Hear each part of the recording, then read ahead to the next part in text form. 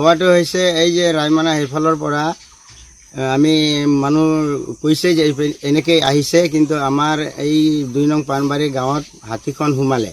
ৰাতি 11টামান বজাত আহি ঘৰখন 2টা ঘৰ আছিলে চুৰ মাৰ কৰি দিলে। আৰু ভাগ্যক্ৰমে কিন্তু মানুহজনে আমাৰ সৰু ভাইটি হয়, সনেন টুডু, এখেতৰ ঘৰত আহি এই গেটৰ সন্মুখত আগুৰি ধৰিলে।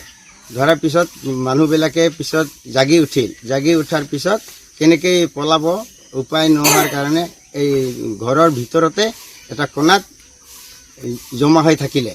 পিছত হাতীয়ে গম পাই না কি কৰিলে, পিছত সেই গেটৰ দুৱাৰৰ সন্মুখৰ পৰা গুচি আহিলে ঘৰৰ পিছফালে আহিল। তাৰপিছত মানুহবিলাকে দৰ্জা গেট খুলি পলাই যায়। তাৰপিছত ঘৰখন একেবাৰে চুৰ মাৰ কৰি খতম কৰি দিলে। তাৰ দালি চাউল যিখিনি আছিলে, গৰীব কিন্তু দুখীয়া ঘৰ, অলপ 10-12 কেজিমান চাউল আছিল আৰু নিমখ তেল গোটেইখিনি খাই শেষ কৰি হাতীজন পলাই যায়।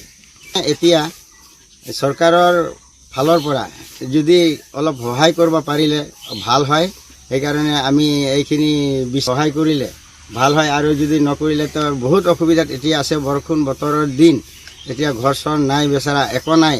সেইকাৰণে আমি আশা কৰোঁ চৰকাৰে যাতে ইয়াক সহায় কৰে।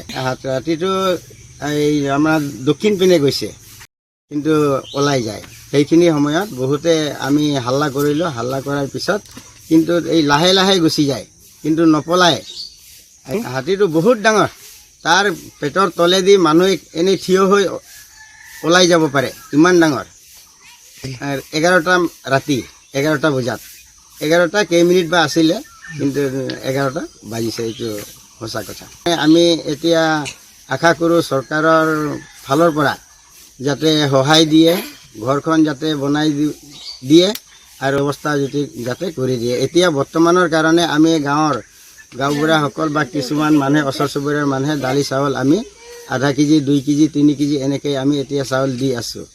আৰু এই 1-2 দিন আমি দিব লাগিব, নহ'লে আমি এখেতে ক'ত পাব। সেইকাৰণে আমি আশা কৰিছোঁ চৰকাৰৰ ফালৰ পৰা যাতে সহায় দিয়ে, বনাই দিয়ে।